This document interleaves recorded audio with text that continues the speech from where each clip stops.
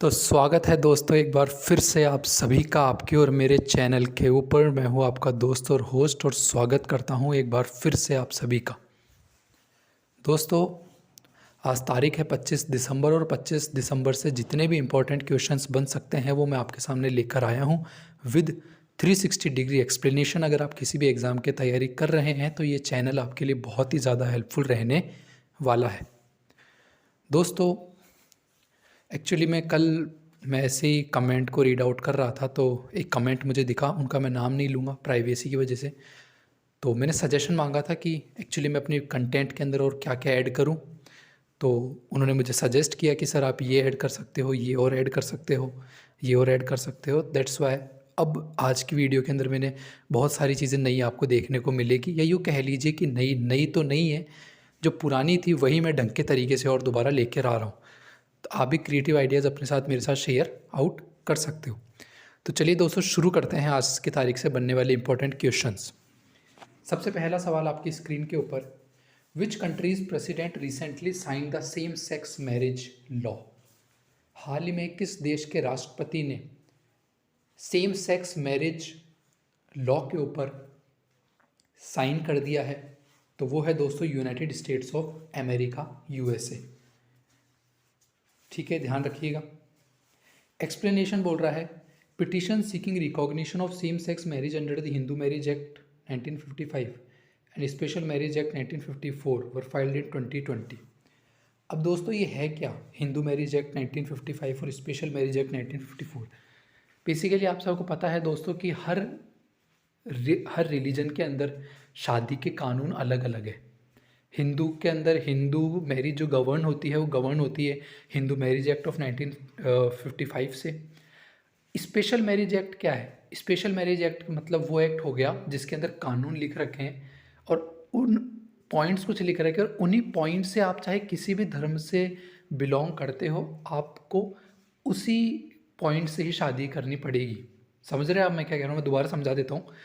Special marriage act के अंदर कुछ पॉइंट्स लिख रखे हैं, वो पॉइंट्स आपको ये बताते हैं कि आपको जो है किसी भी धर्म से आप बिलोंग करते हो, आपको इसी तरीके से शादी करनी पड़ेगी, लेकिन अभी तक इम्प्लीमेंट ढंग से हो नहीं पाया है।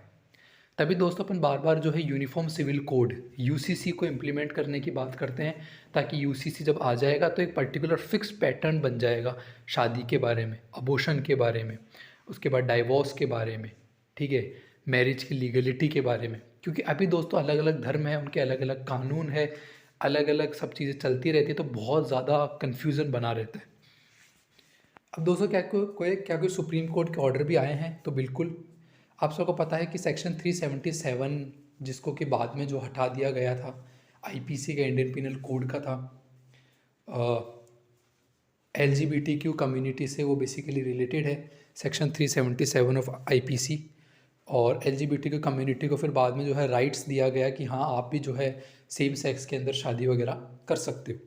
सेम सेक्स में शादी करने का आई होप कि आप समझ पा रहे होंगे मैं क्या कहना चाह रहा हूँ। दोस्तों इसका एक केस हुआ था बड़ा फेमस जिसको अपन बोलते हैं Navtej Singh Johar and others versus Union of India. ये वही केस है जिसके अंदर LGBTQ कम्युनिटी जो है उसको राइट्स प्रोवाइड किए गए थे। The Supreme Court held that the members of the LGBTQ community are entitled to, as all other citizens, to the full range of constitutional rights, including the liberties protected by the Constitution, and are entitled to equal citizenship and equal protection of law. तो समझ गए होंगे आप, मैं आपको आसान शब्दों में समझा देता हूँ। कहने का मतलब ये है कि जो केस हुआ था नवतेज सिंह जौहर वर्सेस यूनियन ऑफ इंडिया, इस केस बाद फाइनली ये तय हो गया था कि भाई जो LGBTQ की कम्युनिटी है उनको भी एक इक्वल राइट्स मिलने चाहिए, वो उनको भी एक इक्वल प्रोटेक्शन ऑफ लॉ के दायरे में वो आने चाहिए। तो मोटी मोटी बात आपको आज इस क्वेश्चन से क्या लिखनी है अपने पास।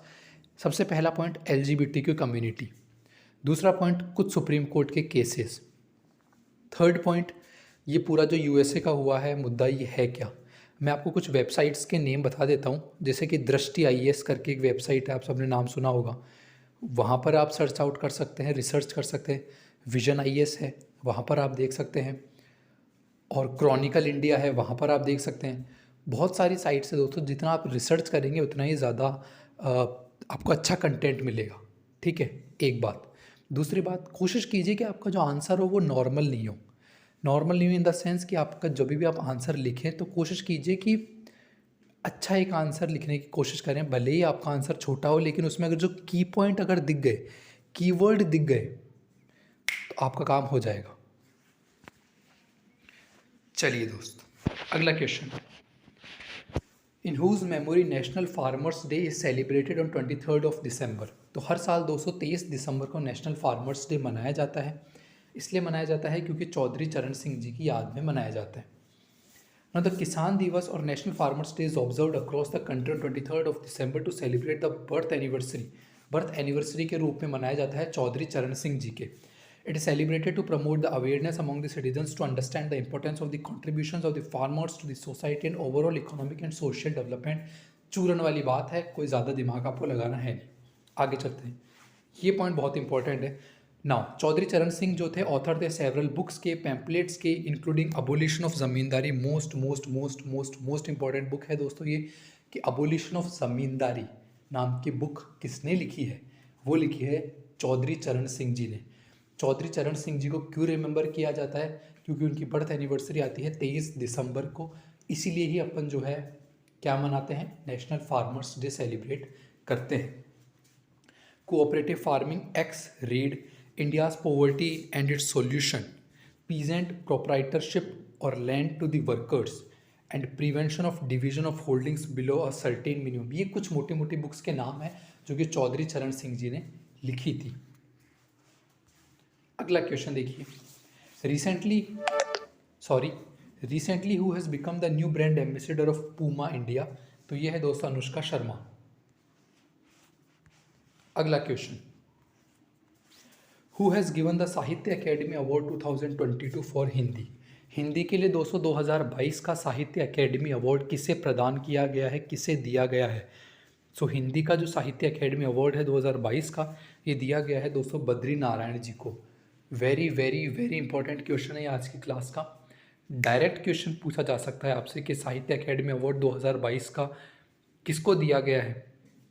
ध्यान रखिएगा, बद्री नारायण जी को दिया गया। एक्सप्लेनेशन की बात करें दोस्तों तो साहित्य अकेडमी अवार्ड इस्टेब्लिश हुआ था 1954 में। Is a literary honour that is conferred annually by Sahitya Akademi, India's national academy of letters. तो दो कीवर्ड यहाँ से उठाइए। पहला पॉइंट, एनुअली दिया जाता है, बायनुअली नहीं दिया जाता, एनुअली दिया जाता है, हर साल दिया जाता है। सेकेंड पॉइंट, 1954 के अंदर सबसे पहली बार साहित्य अकेडमी अवार्ड दिया गया था। थर्ड पॉइंट, अभी साहित्य अकेडमी अवार्ड किसको मिला है? बद्री नारायण जी को मिला है। Now academy gives 24 awards annually to literary works in the language. It is recognised and an equal number of awards to literary translations from and. ये आपके काम की चीज़ नहीं है। आगे बढ़ते हैं। अब देखिए दोस्तों, ये है आपके पर्सन इन न्यूज़ के बारे में। आज के हमारे जो पर्सन इन न्यूज़ है वो है doctor Bhimrao Ambedkar. Very very important personality के अंदर काउंट होते हैं ये, और आपका यूपीएससी सिलेबस का पार्ट भी है इंपॉर्टेंट पर्सनैलिटीज़ करके, तो उसमें भी ये काफ़ी रेलेवेंट हो सकता है। चलिए देखते हैं। Doctor Bhimrao Ramji Ambedkar, popularly known as Baba Saheb Ambedkar, was one of the main architects of the Indian constitution as we all know. He was a very well known political leader, philosopher, writer, economist, scholar. क्या क्या थे दोस्तों, आप देख रहे हैं, पॉलिटिकल लीडर थे, philosopher थे, राइटर थे, इकोनॉमिस्ट थे, स्कॉलर थे, and social reformer who dedicated his life to eradicating untouchability and other social inequality in India. He was born on 14th April 1891 in Madhya Pradesh in Hindu Mahad caste. He had to face severe discriminations from every corner of the society as the Mahad caste was viewed as untouchable by the upper class. सबसे पहला question तो यहाँ पर ये बनता है दोस्तों कि भीमराव अंबेडकर किस कास्ट से बिलोंग करते थे? तो वो थी माहर या माहड़ कास्ट, जिसको कि अनटचेबल कास्ट बेसिकली कंसिडर किया गया था। नाउ भीमराव अंबेडकर को बेसिकली मेन आर्किटेक्ट माना जाता है इंडियन कॉन्स्टिट्यूशन का। So Baba Saheb Ambedkar legal expertise and knowledge of the constitution of different countries was very helpful in the framing of the constitution.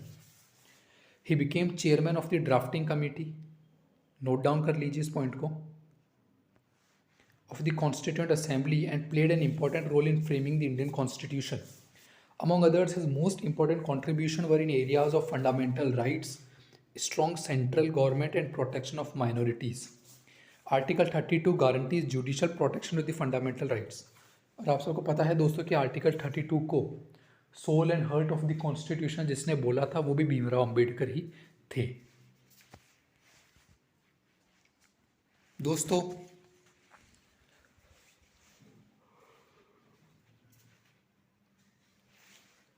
आज की हमारी जो प्लेस इन न्यूज़ है वो है चाइना। चाइना इसलिए चर्चा में है क्योंकि अभी अभी आप सबको पता है कि कोविड का जो है नया वेरिएंट मिला है चाइना के अंदर, और प्रोबेबली चांसेस हैं कि शायद दोबारा से लॉकडाउन लग जाए, दोबारा ज़िंदगी रुक सी जाए, दोबारा ज़िंदगी थम सी जाए। तो देखते हैं क्या होता है। मैं तो नहीं चाहता कि लॉकडाउन लगे दोबारा। खैर, ये है दोस्तों चाइना का मैप। चाइना का मैप आप ध्यान रख सकते हो। और इंडिया से बेसिकली 3 जगह से बाउंड्री लगाता है। यहाँ पर लगती है एक इंडिया चाइना की बाउंड्री, फिर एक इस साइड लगती है और फिर एक अरुणाचल प्रदेश की साइड भी लगती है। दोस्तों यहाँ आपको ईस्ट चाइना सी देखने को मिल जाएगा, उसके बाद यहाँ आपको साउथ चाइना सी देखने को मिल जाएगा। और चाइना का बेसिकली हर जगह पर ही डिस्प्यूट है। इंडिया से 3 जगह बाउंड्री लगती है इसकी, वेस्टर्न सेक्टर, ईस्टर्न सेक्टर और एक मिडल सेक्टर। मिडल सेक्टर पर नहीं है, बाकी वेस्टर्न सेक्टर और ईस्टर्न सेक्टर पर पूरी तरीके से इंडिया और चाइना के बीच में डिस्प्यूट बना हुआ है। चाइना के जस्ट ऊपर आपको मंगोलिया देखने को मिलेगा, इसके वेस्ट में आपको जो है कजाकिस्तान देखने को मिलेगा, नॉर्थ में रशिया देखने को मिल जाएगा, और यहाँ पर जो है आपको नॉर्थ कोरिया और साउथ कोरिया देखने को मिल जाएंगे। दोस्तों थोड़ा सा और इधर जाएंगे तो आपको जापान भी देखने को मिल जाएगा। चाइना और जापान के बीच में भी बहुत ज़्यादा कन्फ्लिक्ट है। चाइना इंडिया के बीच में कन्फ्लिक्ट रहता है, चाइना और तिब्बत के बीच में तो है ही कन्फ्लिक्ट। दोस्तों ये है आज के प्रीलिम्स फैक्ट्स एक नज़र में। India votes in favour of the United Nation Security Council resolution on the mental health of UN peace keepers. Parliament passes maritime anti piracy bill 2022 after Rajya Sabha's approval. Indian economy likely to grow at over 7% in 5-year 2023, says former NITI Aayog vice chairman Arvind पंगारिया। दोस्तों ये है आज के कुछ vocabulary के word. सबसे पहला जो वोकेब का वर्ड है दैट इज़ क्लिंच। क्लिंच का मतलब होता है दोस्तों कि सेटल करना, फाइनलाइज कर देना, कसना। दोस्तों हालांकि पहले मैंने बीच में छोड़ दिया था वोकेब को लेके आना, लेकिन उसके बाद एक जने ने ही कमेंट किया कि सर आपको जो है दोबारा से वोकेबुलरी को शुरू करना चाहिए, इसलिए मैं दोबारा शुरू कर रहा हूँ। दूसरा जो अपना जो वोकेब है दोस्तों वो है डिलेमा। डिलेमा का मतलब होता है दोस्तों बहुत ज़्यादा कंफ्यूजिंग स्टेट के अंदर होना, डाउट होना, अनश्योरिटी होना। तीसरा होता है दोस्तों कंसीव। कंसीव करना, कंसीव करने का मतलब होता है दोस्तों कि एक्सेप्ट कर लेना, अज्यूम कर लेना या फिर ले लेना, that is known as conceive करना। आपने सुना होगा कि बेबी कंसीव किया गया या प्रेगनेंसी कंसीव करना, तो इसका मतलब यही होता है।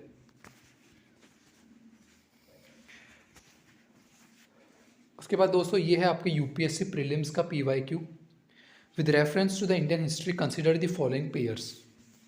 यहाँ आपको हिस्टोरिकल पर्सन्स देखने को मिल जाएंगे और यहाँ पर वो क्यों जाने जाते हैं इसलिए मिल जाएगा। क्या आर्यवेदा जैन स्कॉलर के लिए जाने जाते हैं? क्या दिगनागा जी बुद्धिस्ट स्कॉलर के लिए जाने जाते हैं? क्या नाथो मुनि जी वैष्णवा स्कॉलर के लिए जाने जाते हैं? इन 3 पेयर्स में से आपके कितने पेयर सही है? तो केवल 2 पेयर्स ही सही है आपके। कौन कौन से? Pair 2 and pair 3। यानी कि दिगनागा जी बुद्धिस्ट स्कॉलर के लिए जाने जाते हैं और नाथा मुनि जी वैष्णवा स्कॉलर के लिए जाने जाते हैं। तो आर्यवेदा जैन स्कॉलर के लिए नहीं जाने जाते। अब आप इस क्वेश्चन से ये उठा सकते हैं, इनके बारे में, तीनों के बारे में आप रीड आउट कर सकते हैं, जिसकी वजह से एक हिस्ट्री का एक काफ़ी इंपॉर्टेंट पोर्शन आपको स्ट्रॉन्ग बन जाएगा। दोस्तों ये है यूपीएससी का आज का mains PYQ. Evaluate the nature of the bhakti literature and its contribution to the Indian literature. Bhakti movement दोस्तों, या भक्ति पूरा का पूरा जो टॉपिक है भक्ति मूवमेंट से रिलेटेड, ये आपके यूपीएससी के अंदर ऐसा का ऐसा सिलेबस में चिपकाया हुआ है। अगर आप यूपीएससी का सिलेबस उठाओगे तो उसमें मोटा मोटा हेडलाइन लिख रखी है भक्ति लिटरेचर या फिर इम्पोर्टेंस ऑफ भक्ति मूवमेंट। तो प्लीज़ आप इसको इग्नोर ना करें, क्योंकि इससे रिलेटेड क्वेश्चंस हर साल बनते ही बनते हैं। ठीक है, तो ये थी दोस्तों आज की क्लास। आई होप कि आपको सेशन अच्छा लगा होगा, और सेशन अच्छा लगा, चैनल अच्छा लग रहा है तो चैनल को लाइक शेयर सब्सक्राइब आप कर दीजिए। बहुत बहुत धन्यवाद। जय हिंद।